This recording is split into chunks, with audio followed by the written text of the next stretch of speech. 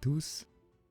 Heureux de vous retrouver où nous allons étudier la stratégie mise en place au cours des siècles passés pour détruire le fondement du christianisme et établir le dogme de la Trinité.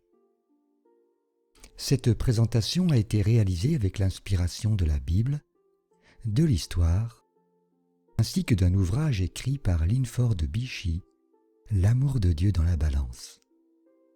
Je vous invite à prier. Père, merci d'avoir oint ton bien-aimé Fils pour porter de bonnes nouvelles aux malheureux, pour guérir ceux qui ont le cœur brisé, pour proclamer aux captifs la liberté et aux prisonniers la délivrance, pour consoler tous les affligés. Conduis-nous par ton Esprit Saint dans notre investigation. Au nom de Jésus-Christ de Nazareth. Amen.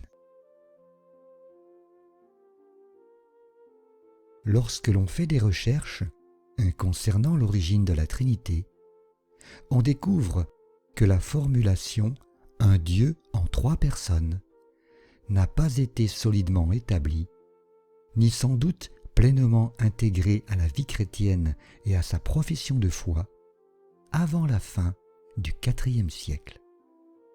Pourtant, c'est précisément cette formulation qui a prétendu la première au titre de dogme de la Trinité. Chez les pères apostoliques, on ne trouve rien qui rappellerait même de loin ce point de vue. Cité dans le New Catholic Encyclopedia 1967, tome 14, page 299. Édouard Gibbon, un historien célèbre converti au catholicisme et par la suite au protestantisme, dans sa préface du livre « Histoire du christianisme » de Peter Eckler, écrit « S'il est vrai que le christianisme a triomphé du paganisme, il n'en demeure pas moins que le paganisme a réussi à corrompre le christianisme. L'Église de Rome a remplacé le déisme pur des premiers chrétiens par l'incompréhensible dogme de la Trinité. Pareillement, de nombreuses doctrines païennes inventées par les Égyptiens et idéalisées par Platon ont été adoptées parce que considérées comme dignes de foi.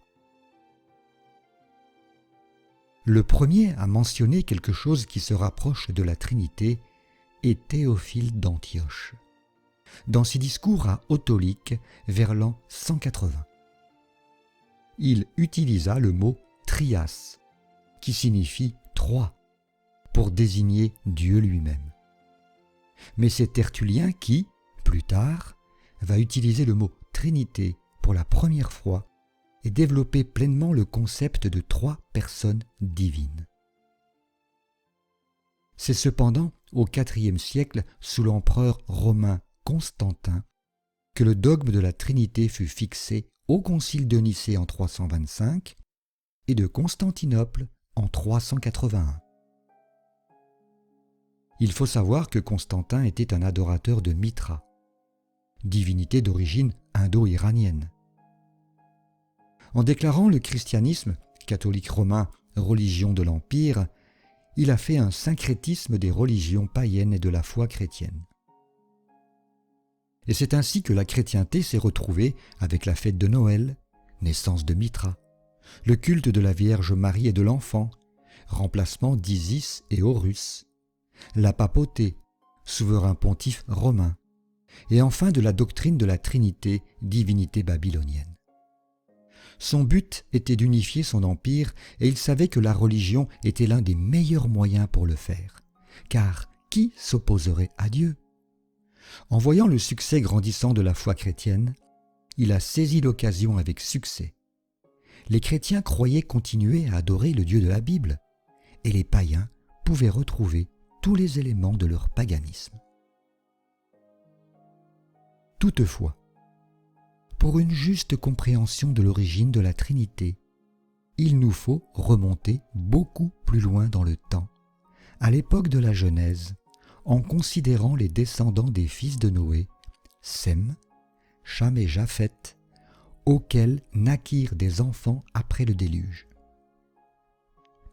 Lisons dans le livre de la Genèse au chapitre 10, les versets 8 à 10. Cush engendra aussi Nimrod. C'est lui qui commença à être puissant sur la terre. Il fut un vaillant chasseur devant l'Éternel, c'est pourquoi l'on dit, comme Nimrod, vaillant chasseur devant l'Éternel. Il régna d'abord sur Babel, Érec, Akkad et Calné, au pays de Shinéar. Lisons également Genèse chapitre 11, les versets 1 à 9. Toute la terre avait une seule langue et les mêmes mots. Comme ils étaient partis de l'Orient, ils trouvèrent une plaine au pays de Shinéar et ils y habitèrent. Ils se dirent l'un à l'autre, « Allons, faisons des briques et cuisons-les au feu. » Et la brique leur servit de pierre et leur bitume leur servit de ciment. Ils dirent encore, « Allons, bâtissons-nous une ville et une tour dont le sommet touche au ciel, et faisons-nous un nom, afin que nous ne soyons pas dispersés sur la face de toute la terre. » L'Éternel descendit pour voir la ville et la tour que bâtissaient les fils des hommes. Et l'Éternel dit, « Voici, ils forment un seul peuple et ont tous une même langue, et c'est là ce qu'ils ont entrepris. Maintenant, rien ne les empêcherait de faire tout ce qu'ils auraient projeté. Allons, descendons, et là confondons leur langage, afin qu'ils n'entendent plus la langue les uns des autres. » Et l'Éternel les dispersa loin de là, sur la face de toute la terre, et ils cessèrent de bâtir la ville. C'est pourquoi on l'appela du nom de Babel, car c'est là que l'Éternel confondit le langage de toute la terre, et c'est de là que l'Éternel les dispersa sur la face de toute la terre. Nous voyons ici que, tout comme avant le déluge, les semences de la rébellion étaient à nouveau jetées en terre pour le plus grand malheur de l'humanité. Nimrod était donc le petit-fils de Cham. Il est le premier homme de la Bible qui assuma le titre de roi. Il construit son propre royaume sans reconnaissance du Dieu des cieux. La première ville de son royaume était Babel ou Babylone. Il va développer un autre système d'adoration totalement opposé à ce que Dieu demande. Il choisit de se focaliser sur la puissance plutôt que sur le caractère. Il apprit au peuple à regarder à soi-même. Il créa une focalisation sur un dirigeant de territoire possédant des biens tangibles comme des récoltes, des terres et des bâtiments. Il brisa complètement l'image de Dieu dans la relation homme-femme. Il épousa sa mère. Lorsque Nimrod mourut, sa femme mère, Sémiramis, déclara que Nimrod était à présent incarné dans le soleil et était leur protecteur et leur bienfaiteur. Sémiramis devint le lien entre le monde physique et le monde spirituel. C'est pour cette raison qu'elle reçut le titre « Reine du ciel », Jérémie 7, verset 18. Un contact avec elle était la porte pour accéder à la protection et à la puissance de Nimrod. Ce système d'adoration prospéra et les systèmes d'adoration du soleil se mirent en place dans de nombreuses parties du monde connues de l'époque. Le jour du soleil devint le jour important de la semaine pour l'adoration en opposition à la bénédiction spéciale de Dieu durant les heures du sabbat. Genèse 2, verset 3. Sémiramis eut un fils appelé Tammuz. Pour sauver la situation, elle déclara qu'il avait été conçu à travers un contact direct avec les rayons du soleil, Nimrod. Nimrod était à présent réincarné en Tammuz. Ce processus de réincarnation fut associé à la régénération du printemps et l'adoration de la nature. Une fête des pleurs pour Tammuz fut mise en place lorsque le printemps et l'été verdoyant étaient passés. Cette adoration était symbolisée par l'image d'une mère portant son fils. Ézéchiel 8, verset 14 nous dit « Et il me conduisit à l'entrée de la porte de la maison de l'Éternel, du côté du septentrion. Et voici, il y avait là des femmes assises qui pleuraient Tammuz. Par Sémiramis, la doctrine de l'immortalité de l'âme prit racine. La déification de l'humanité en la personne de Nimrod, l'adoration de la puissance et la pratique de divers rituels pour faire venir la pluie et assurer la fertilité devinrent partie intégrante des mystères babyloniens. Sémiramis était devenu le portail pour accéder à la puissance de Nimrod. Voyez-vous, le système d'adoration babylonien tournait autour d'un concept de 3 personnes mystérieusement liées. Comme Nimrod était le fils de Sémiramis, mais également son mari, puis s'était soi-disant réincarné en Tammuz, les identités mêmes des individus s'étaient fondues dans un mystérieux Dieu en 3 personnes. Tout cela est complètement opposé à l'adoration du Dieu du ciel. Ainsi, dans cette Babel où Dieu confondit le langage existant, nous découvrons l'immortalité de l'âme et l'adoration du soleil, à la mort de Nimrod qui s'incarne dans le soleil. Le processus de la réincarnation, Nimrod réincarné en Tammuz, et un mystérieux Dieu en 3 personnes, Nimrod, Sémiramis, Tammuz. Oui, mystérieuse divinité en 3 personnes que l'on retrouvera dans presque toutes les civilisations. L'Égypte avec Osiris, Isis, Horus. La Chine avec Yanshi, Lingbao, Daodé. L'Inde avec Brahma, Vishnu, Shiva. La Grèce avec Zeus, Poséidon, Hadès. La triade précapitoline de Rome avec Jupiter, Mars, Quirinus, puis la triade capitoline de la Rome antique avec Jupiter, Junon, Minerve. Puis la chrétienté avec Dieu le Père, Dieu le Fils, Dieu le Saint-Esprit. Au IVe siècle, sous l'empereur romain Constantin, avec la naissance d'une nouvelle civilisation, l'Occident, et l'établissement du dogme de la Trinité au concile de Nicée en 325 et de Constantinople en 381. Ainsi, les 4 principaux enseignements du christianisme au sujet de Dieu sont la doctrine de la Trinité, le modalisme, l'unitarisme et le tritéisme. La Trinité traditionnelle enseigne qu'il y a un seul être appelé Dieu, et que cet être est formé de 3 personnes. On dit que chaque personne est distincte et consciente, et qu'elles ont toutes les 3 le même âge. Il n'est rien qui ne soit avant ou après, et qu'elles ont toutes le même pouvoir, semblablement égal. Toutefois, la définition va bien plus loin, car selon la Trinité traditionnelle, les 3 personnes ne sont pas des personnes telles que nous le comprenons généralement. Nous pensons généralement qu'une personne est un être individuel.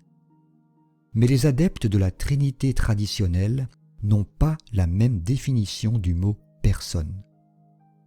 Ceux qui défendent cette doctrine disent que le mot « personne » n'est pas approprié, car aucune idée donnée par le mot « personne » n'exprime ce que l'on veut dire en l'appliquant à Dieu. Cela explique pourquoi la plupart des théologiens préfèrent le mot « hypostase » à celui de « personne ». Vu que ce concept théologique se réfère spécifiquement à une personne à mi-chemin entre la personnalité et l'être individuel, ce concept est expliqué de la sorte. La doctrine d'une existence dans la substance de la divinité fait apparaître une sorte d'existence qui est si anormale et unique que les analogies formulées ne peuvent pas aider l'esprit humain à les comprendre. L'hypostase est une existence réelle, une forme solide d'existence et pas seulement une émanation, une énergie ou une manifestation, mais c'est un intermédiaire entre la substance et les attributs.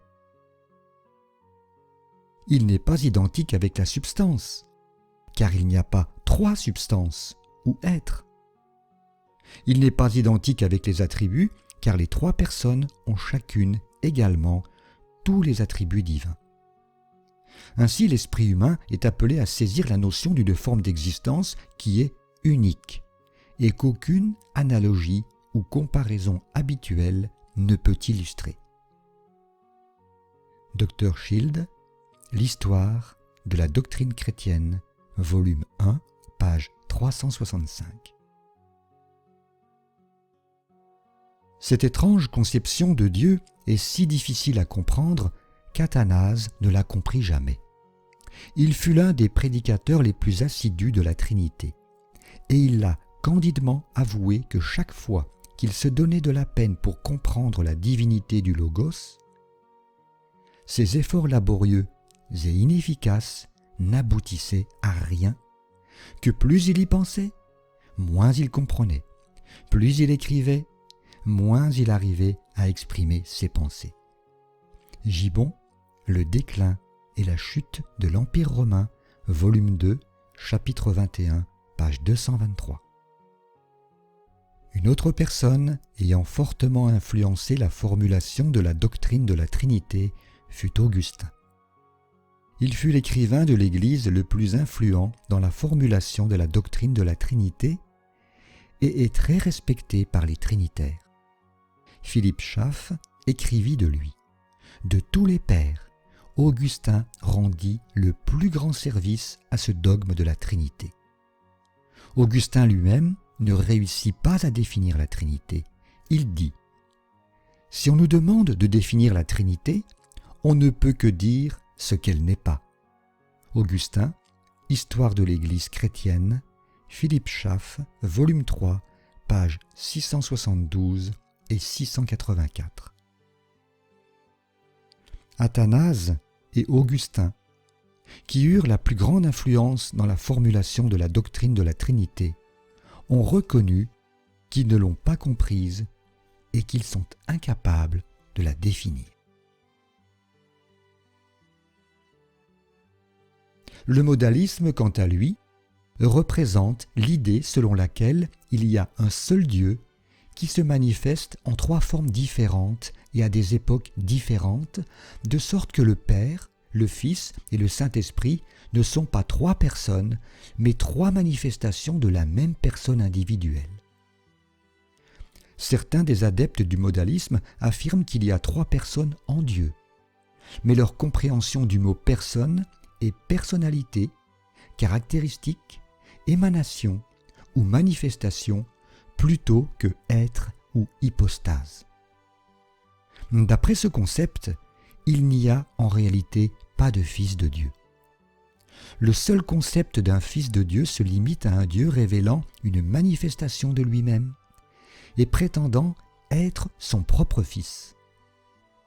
Cette doctrine ne parvient pas à présenter l'amour de Dieu qui se manifeste envers les pécheurs par le don de son Fils unique. En plus de nier sa qualité de Fils, elle réduit la mort du Christ à celle d'un homme. Car si le Christ était seulement une manifestation de Dieu, il ne pourrait pas mourir, étant donné que Dieu ne peut pas mourir. 1 Timothée 6, verset 16.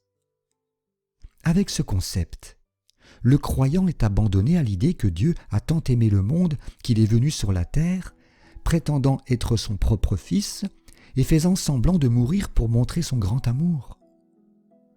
On ne s'étonne plus de voir le manque d'amour profond pour Dieu dans ce monde, alors que le pouvoir régénérateur de l'amour de Dieu, le cœur de l'Évangile, est ravi au peuple. L'unitarisme ressemble au modalisme, car il enseigne que Dieu est une personne individuelle.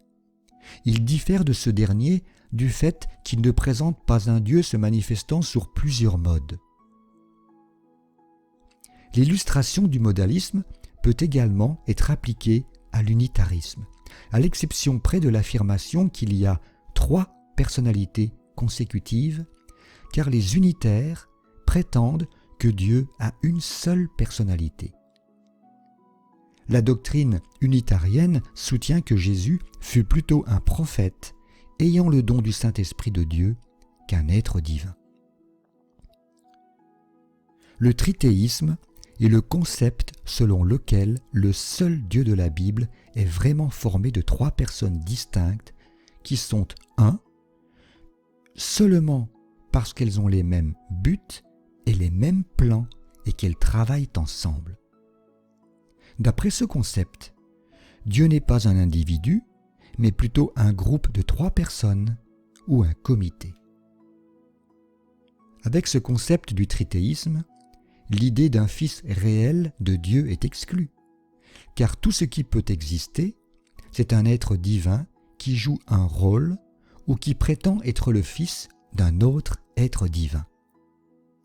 Le trithéisme, tout comme le modalisme, nie la mort du Christ, car, selon cette doctrine, tous les 3 êtres divins sont identiques et aucun d'entre eux ne peut mourir ou être séparé de l'autre. Le croyant a une compréhension froide de l'amour de Dieu et pense que Dieu, le comité des 3, a tant aimé le monde qu'il a envoyé l'un des 3 êtres pour prétendre être le fils de l'un des 2 autres êtres et feindre de mourir pour montrer l'amour de tous les 3. Cette doctrine ne peut révéler le grand amour de Dieu qui donna son Fils unique pour nos péchés et n'offre rien de plus qu'un sacrifice humain pour le péché. Alors que l'on considère ces 4 conceptions de Dieu, on découvre que le modalisme, l'unitarisme et le trithéisme soutiennent que le mot « personne » signifie un être, tandis que la Trinité traditionnelle s'oppose à cette définition, affirmant que les 3 personnes de la Trinité sont des formes mystérieuses d'existence qu'on ne peut pas définir et qu'on appelle hypostase. La doctrine trinitaire affirme que le Père, le Fils et le Saint-Esprit sont le même être formé de 3 personnes. Le modalisme dit que le Père, le Fils et le Saint-Esprit sont une seule et même personne. La doctrine unitarienne affirme qu'il n'y a qu'une seule personne divine, Dieu le Père. Et le trithéisme soutient l'idée que le Père, le Fils et le Saint-Esprit sont 3 êtres séparés. En résumé, nous avons démontré que l'idée d'un Dieu en 3 personnes n'est pas biblique, quelle que soit la théorie qui essaie d'harmoniser ces idées contradictoires. Le trinitarisme traditionnel, le modalisme, l'unitarisme et le trithéisme sont des théories dangereuses car elles nient les vérités bibliques selon lesquelles le Christ est vraiment le Fils de Dieu et est vraiment mort pour nos péchés. La théorie catholique de l'engendrement éternel du Fils est tout simplement une tentative d'accorder la vérité de la Bible selon laquelle le Christ est le seul Fils né de Dieu, avec la théorie fausse qu'il est du même âge que son Père. Cette idée n'est pas biblique et s'oppose à la raison. Elle nie Jésus-Christ dans sa qualité de Fils, tout comme le modalisme, l'unitarisme et le trithéisme. Jésus dit « La vérité vous affranchira » Jean 8, verset 32. C'est la vérité qui affranchit les hommes, et non pas le mensonge. Je vous invite à prier. Père, merci de nous avoir conduits dans les coulisses de l'histoire afin d'extraire des décombres la pure vérité enfouie depuis des siècles par la philosophie et par une vaine tromperie édifiée sur la tradition des hommes, sur les rudiments du monde et non sur Christ, le rocher des siècles. Garde-nous sur la plateforme de ta vérité et rends-nous par ton Fils Jésus inébranlable et irrépréhensible jusqu'à son proche retour en gloire sur la nuée des cieux. En son nom béni, nous t'avons prié. Amen.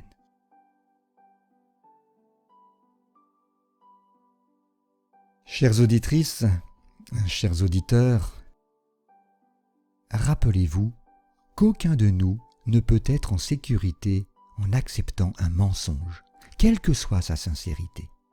L'apôtre Paul a écrit que ceux qui croient au mensonge seront condamnés.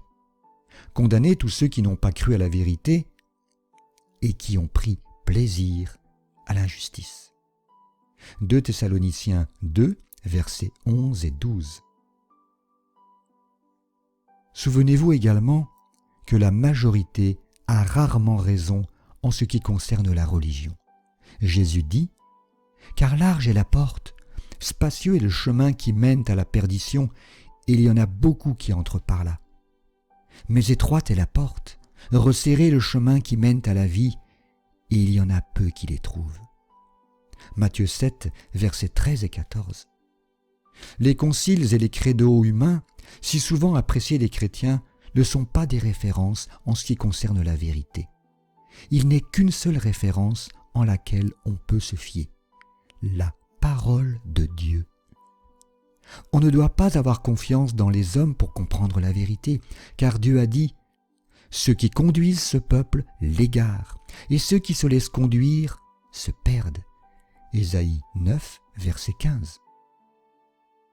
Je prie Dieu pour que tu acceptes entièrement la vérité de la Bible selon laquelle il n'y a qu'un seul Dieu, le Père, et un seul Seigneur, Jésus-Christ, qui est le seul Fils engendré de Dieu, qui est venu de Dieu avant que les collines soient, qui est mort pour nos péchés selon les Écritures. Je prie également pour que tu acceptes la vérité au sujet du Saint-Esprit, le Saint-Esprit de Dieu qui est venu du Père et qui nous est envoyé par Jésus-Christ. Tite 3, versets 5 et 6. Si tu crois ces vérités, tu seras simplement un chrétien qui se fonde sur la Bible, même si les autres te traitent d'arien, de semi-arien ou même d'hérétique. Peu importe ce que diront les autres, accroche-toi à la vérité de la parole de Dieu. Les hommes ont appelé Paul une peste qui excite des divisions parmi tous les Juifs du monde, qui est chef de la secte des Nazaréens. Acte 24, verset 5. Mais il a dit « Je sers le Dieu de mes pères selon la voie qu'ils appellent une secte. » Acte 24, verset 14.